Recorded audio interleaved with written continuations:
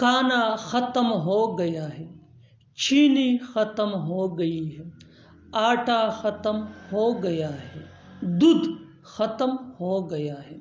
इन जुमलों में हम बोल रहे हैं ख़त्म होना। इसके लिए आपको यूज़ करना होगा इंग्लिश में run out. Run out mean ख़त्म होना।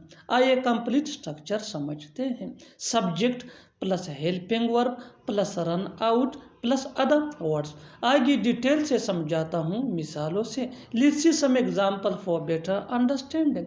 खाना ख़त्म हो गया है, खाना ख़त्म हो गया है। The food has run out, the food has run out. दूध ख़त्म हो गया है, milk has run out, milk has run out.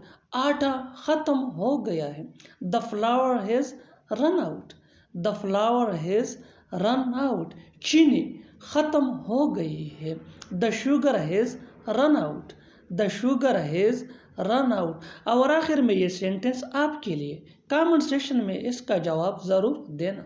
Mobile की बैटरी ख़त्म हो गई है, मोबाइल की बैटरी ख़त्म हो गई है। Subscribe English page for more advance English sentence structure. Thanks.